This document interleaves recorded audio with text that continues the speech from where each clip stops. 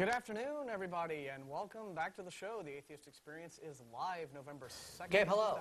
2008. Hey, how you doing, Martin? Hey, Jen. We're good. Hey, how's it going? Good, good. Hey, listen, I just wanted to call in and tell you guys that I've really enjoyed the program, and I consider myself to be, a pretty obedient Christian and so forth. And the thing that I think that I respect the most about your program has been the fact that you guys have treated everybody with just great respect. And I'm actually kind of disgusted with some of the Christians that have called in and are calling in for nothing more than just to be argumentative. And they really aren't considering, the depth of their own beliefs and their own comprehension. I don't think you guys have ever challenged a person without, at least provoking them towards what are their beliefs. I saw Matthew and I guess it was Trisha the other day, and they were talking about Tracy. a segment on beliefs. And I guess I'm speaking to all the Christians that are watching your program, because I would imagine there's tons of them, and say to them, guys, don't call in just to argue with the folks because they are atheists. People really need to understand, comprehend their beliefs, and then voice their opinions accordingly. And I just wanted to call you guys in as a Christian and say, I really thank what you guys are, thank you for what you're doing, because it does help those who have come to grips with their faith, either strengthen it more or go really, really educate themselves one way or the other. And I just wanted to say that I appreciate you guys for the respect that you show. Oh.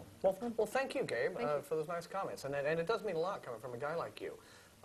We do often, we wish that more folks like yourself would be willing to talk to other members of the faith and about, when you consider their actions or their attitudes to be either silly or embarrassing or disappointing, and encourage, because they're a lot more likely, hopefully, to listen to you than someone like us in many cases. What we do hope here is that people will be willing to just engage us.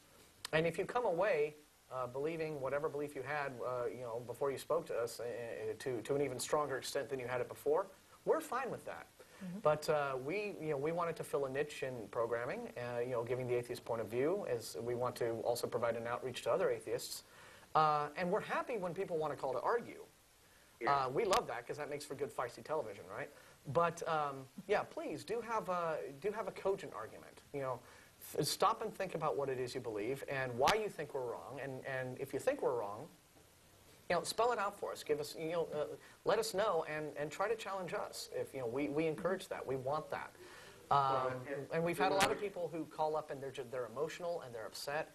And you have to understand that given the sensitivity of this subject and the nature of religion in general, you're going to get that. There's one in every crowd. But sure, we just want everyone, whether you're Christian, atheist, Hindu, Muslim, in between, think about what it is that you claim to believe, and be willing to defend it and articulate it, and let's have good discussion.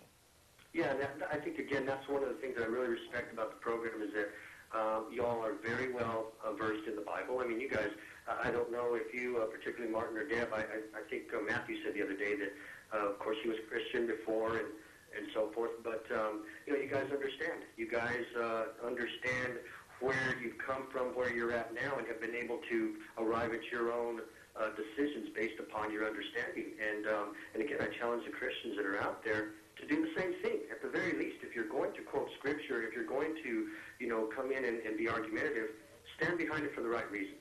Stand behind it with your faith and believe in it. The old adage is that those who believe need no proof, and the ones that don't, well, there's never enough proof. And you've just got to be okay with that. But you can't start pointing fingers. But something, I actually... who don't believe and say that they're wrong or that they're evil or something.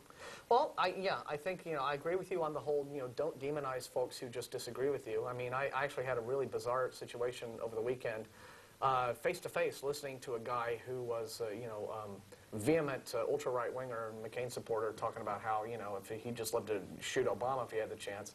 And the way that people can just get so out of control and irrational with their emotional states, and just having so many wrong ideas and not knowing how to express their frustrations other than through, hysteria and bizarre fantasies of violence is just really sad that anyone could get to that point. But people are people, and we have these flaws. And I'm going to let you go, and I appreciate your call very much. Thank you, Gabe, because we're actually done. We got Yeah, 2.5 minutes left, and because we got to sign off, so we're sorry we didn't get to Scott or Jim. Go ahead and email us, you guys, if you want to ask us your questions.